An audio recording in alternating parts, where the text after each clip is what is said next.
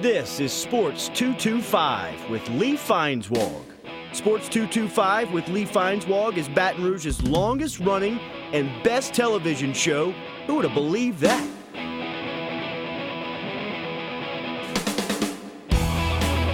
With my best friend, Lee Feinswag. Look at the kiss me. Sports 225 is brought to you by Breck. Remember, it all starts at Breck. Now, your host, Lee Feinswag.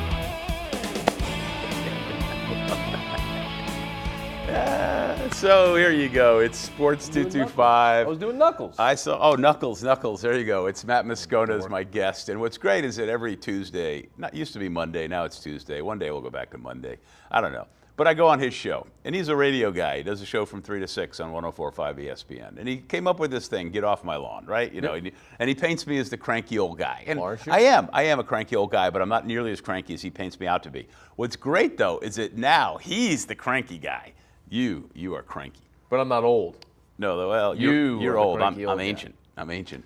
So we come to you the week following the week that was. And fair enough. It seems like a million years ago. On Saturday morning, LSU made Ed Orgeron its head coach. That's a thing that happened in real life. It did. And on Monday, Matt Moscona returned to what we call the airwaves, although they're really not airwaves anymore. They're other things, but nonetheless, you were there. And for the better part of 3 hours, you ranted and railed. And ranted might be a bit strong. Yeah. I think that given what the parameters surrounding this search were, you fire a national championship winning coach. Oh, one of the greatest coaches. Not necessarily the greatest coaches, but a coach with the greatest resume, top 10 resume in the history of college football. Sure. Yeah. You fire Les Miles. You do so unceremoniously, 4 games into his 12th season. And the allure is you've got 2 months for this national search to vet everybody from sea to shining sea, the best and the brightest. And LSU fans are told, we want a young, innovative, sitting head coach, an offensive mind. And after 2 months of vetting, you promote a journeyman defensive line coach whose only stint as a head coach ended in abject failure at Ole Miss from the staff of the guy you just fired. I can't believe it's a thing that happened in real life, that LSU, with their abundance of resources, Lee, it's just lazy. It's lazy. It's poor leadership. And listen, can I just be very clear? I want to just be abundantly clear. Ed Orgeron, I think, is a sincere, passionate guy. I am very earnestly cheering for his success. As a man, I hope that guy has unparalleled success. And at LSU, if you recruit really well, which he will do, and he hires good coordinators and delegates, they can put it together and win some games. For what LSU is, with the resources, being in the Southeastern Conference, unmatched in recruiting in a talent-rich state, all the resources to pay a coach, to pay assistants, they might end up paying coordinators close to $2 million, Lee. And you hired a one-time failed head coach with no track record of success, let alone sustaining elite success. Well, sustain, of course, is the key word that I always throw out for you. Well, the one thing that I want to point out is, number one, I thought that LSU should hire Ed Orgeron. But the reason why I agree with you from the end that I was thinking he should get hired was they should have just simply said from the get-go, hey, let's see how he does. And if he does well and we feel good about it, he will be our next head coach. And nobody ever said that. Yeah. They just said he's the interim head coach. Well, they said it's an audition. I mean, Joe Oliva did say this was an audition for Ed Orgeron. And he did well, Lee. But the point is, you played 2 really good football teams while Ed Orgeron was the coach. Correct. Okay. And everybody else was mediocre at best. The 5 wins, not one of those teams finished this year with a winning conference record. None of them. Well, like to wit, the first game that he coached was against Missouri, ran up 600 yards, and everybody's like, "Oh, the offense is great now." They finished 2-6. They were awful. That was a horrible team. Ole Miss missed a bowl game. Look, the two legitimate teams you played, you scored a combined 10 points against Alabama and Florida, both of them in your building. What was the single biggest knock on the Les Miles era? Offense. Didn't score enough points Where's and couldn't beat Alabama. Right. And as I've told you, am I living in the Twilight Zone? Well, am I the only guy sitting here going? No, but you've taken hits for that stance, and I've taken hits because I said from the get-go, Les Miles should not have been fired. Les Miles should have been the LSU football coach for the entire season, and then if you wanted to fire him. Because what would you have gained? Money. What would you have lost? Nothing, because they wouldn't have lost any more games, and they wouldn't have scored fewer points against Alabama. That's what I've maintained. Now, I understand the whole logic in getting him fired, but if they wanted to fire him, they should have fired him before the season. And I understand everything that you're saying, because I'm sort of like, touching on all the bases. And my next base I'm going to touch is a commercial, because we're going to go to break. And we get back, I'm going to tell you why I think LSU's lucky not to have hired Tom Herman. And I'll tell you why you're wrong. Okay. He's Matt Moscona, and luckily he is a great guy, a great guest, full of opinions and other stuff. And I'm Lee Feinswag at Sports 225, and we'll be right back.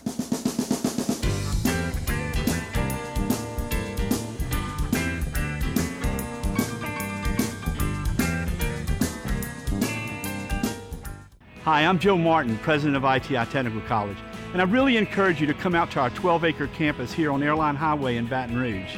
Contact ITI to enroll in our Construction Management Associate and Occupational Studies degree program.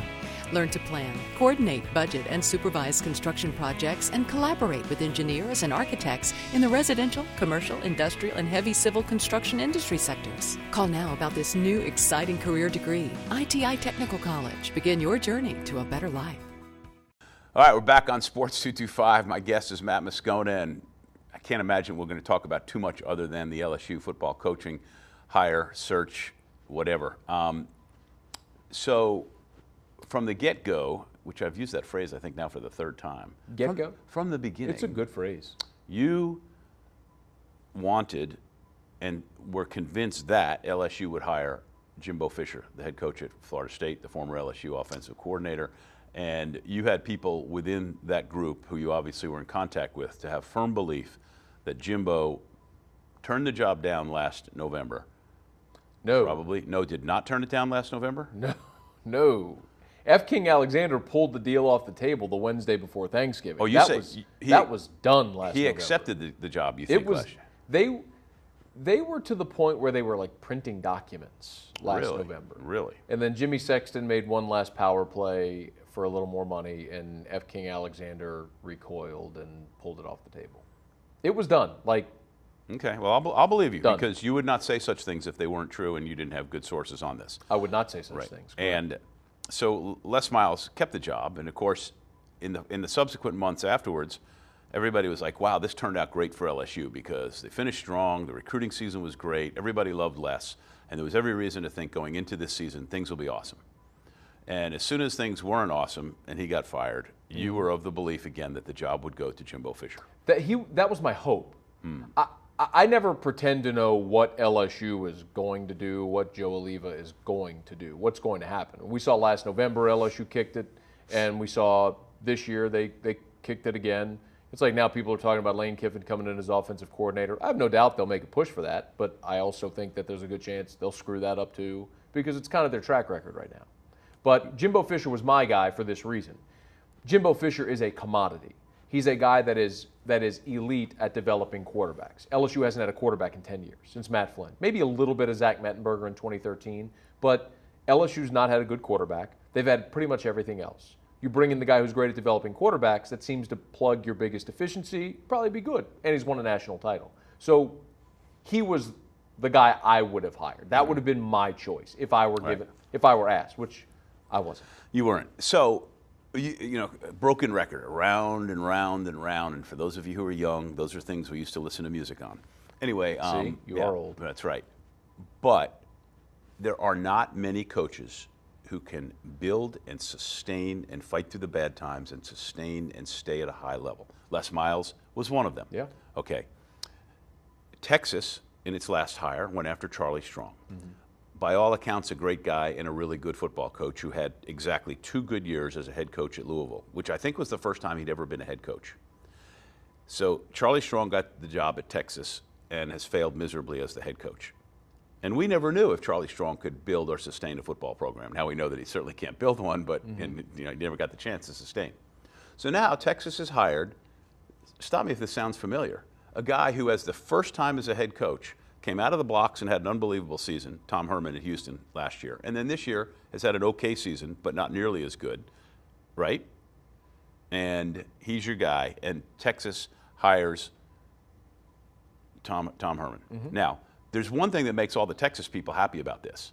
Number one is Tom Herman's from Texas, and number two, he's white. Because there were a lot of people at Texas who were boosters and fans who weren't happy that Charlie Strong was a black guy who got that job. Tom Herman's not from Texas. But he's coached at Texas. Yes, that's true. And he's worked other Texas. He's from Ohio, went to school in California, but he's been in Texas. He didn't go to Cal Lutheran, did he? He did.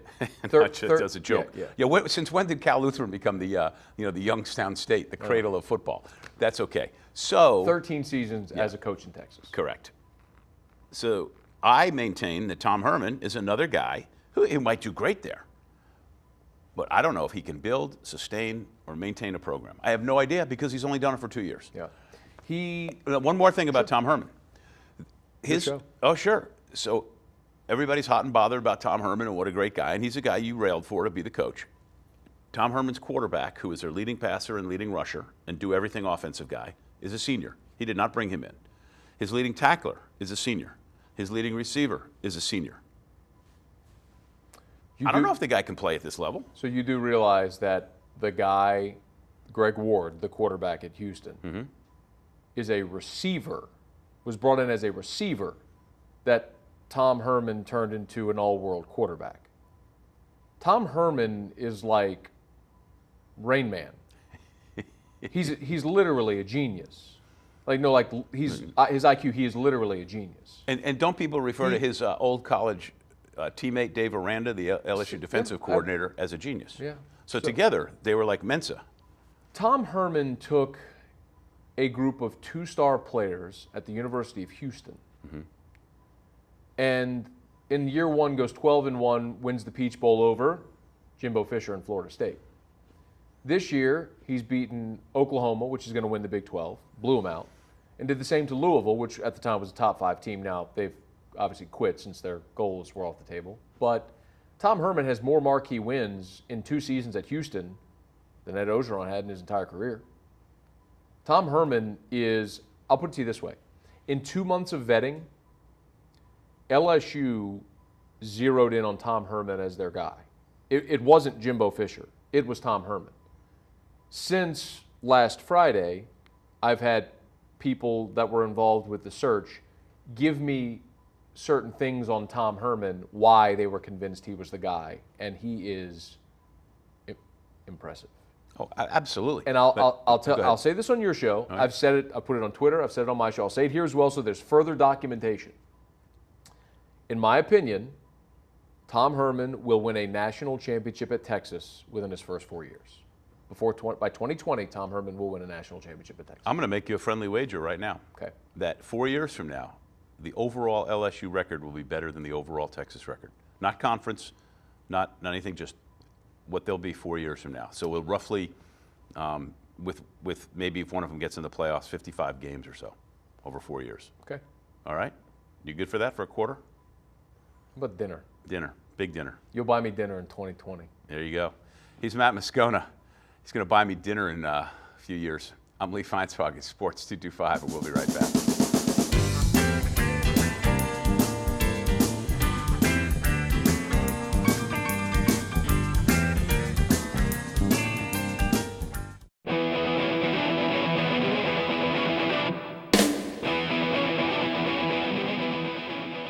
Oh, hi. I was checking out Yelphi. I do it all the time, all day, because it brings me all the news I need to know in sports. I mean, I've got a customized news feed, real-time scores. It's integrated with Facebook and Twitter. You download it on iTunes, Yelphi, Y-E-L-L-F-Y. It's a great app and a fantastic Twitter feed.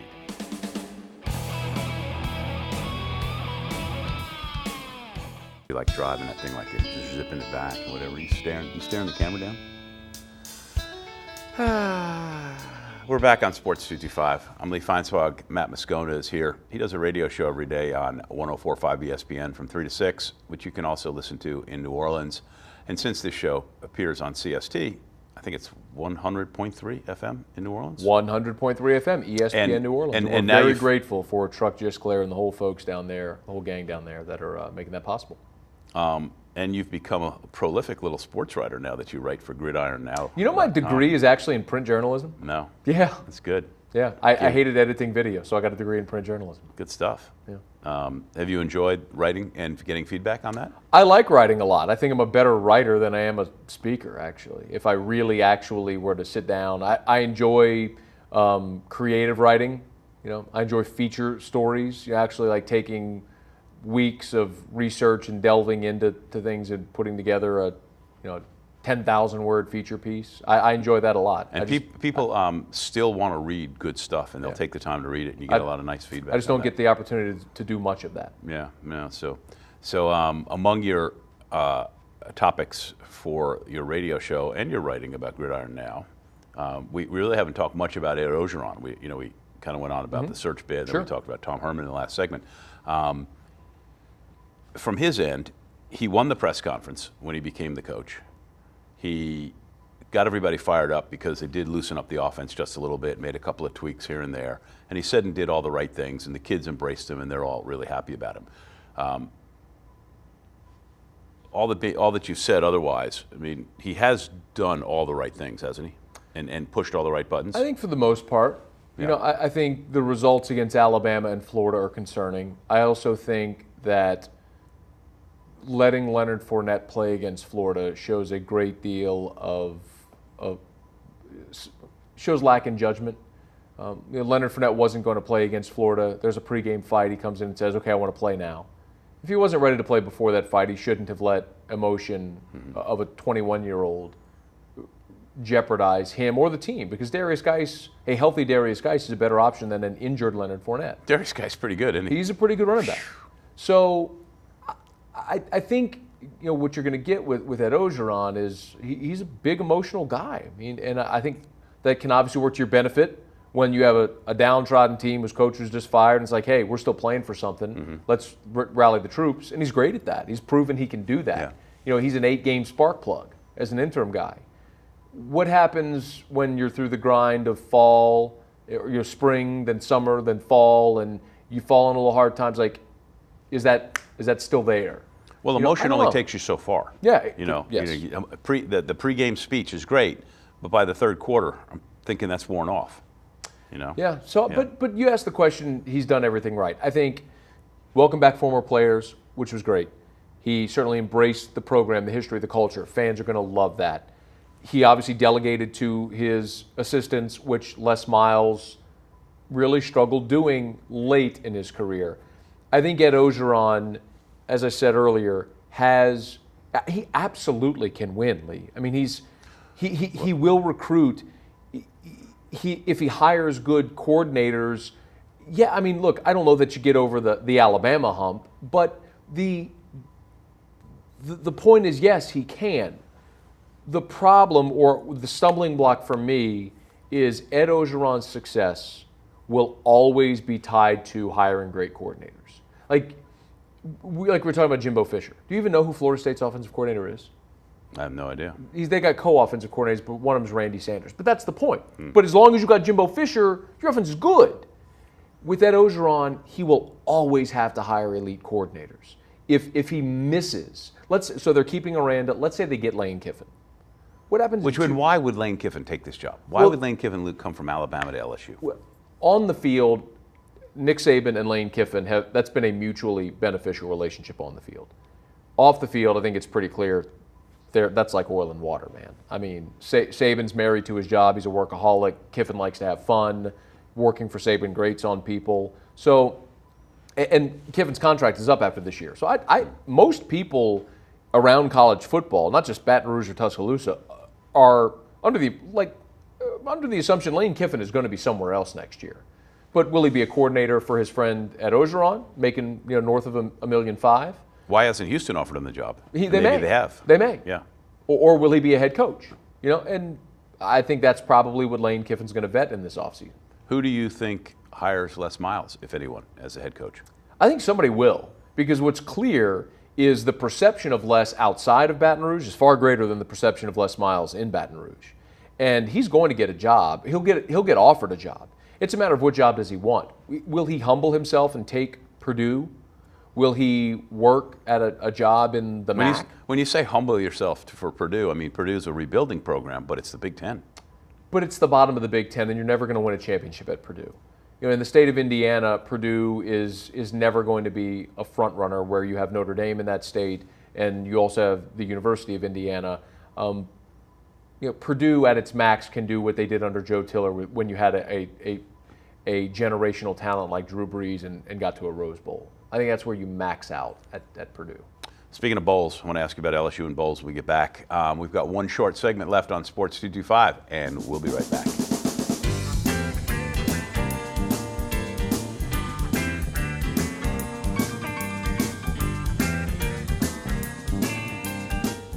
It was nearly a decade ago that Brett teamed up to Imagine Your Parks, and you imagine big. 12 beautiful community parks from one end of the parish to the other, one family-sized water park, and 5 other parks just for your dogs. You have places to splash and places to explore. You have games to play and camps galore. No matter what you like to do or see, visit Breck.org and see how together we have made Breck better than imagined. Coming down the home stretch of another Sports 225, Matt Moscona is here with me. You can go to sports225.com to watch any show. We archive it on the Sports 225 TV channel, including old ones with you, which aren't that old, because we only started doing it this season. And you can get all the show listings for Cox 4 and for CST. And thanks to John Williams of JCW Productions for directing the show, jcwproductions.com for all your digital needs, branding, video, websites, stuff. There you go. LSU's going to go to a bowl. Of course, we're talking about this before this weekend's championship games, after which Saturday night, Sunday morning, everybody gets told what bowls are going to. Yeah.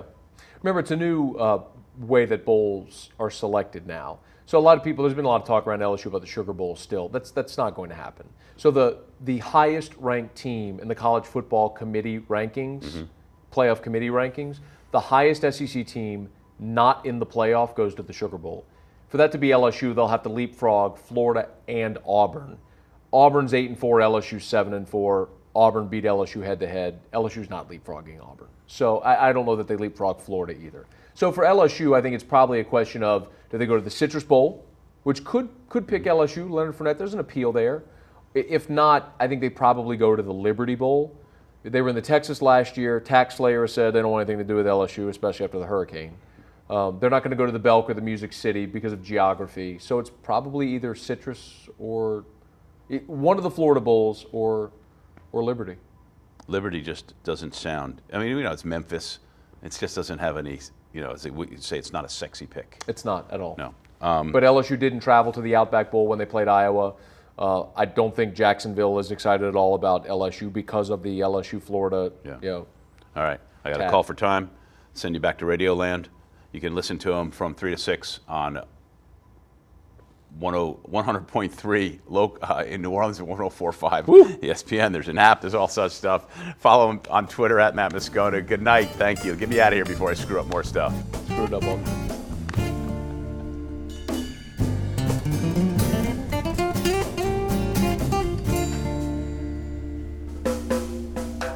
At Carnival time by Baton Rouge Bay, that's the site of my story. At Spanish Town Mardi Gras, things can get blurry. See the mowers marching, prizes fill the sky. This Spanish Town Mardi Gras, may it never die. Poetry was everywhere, sweet music filled the air.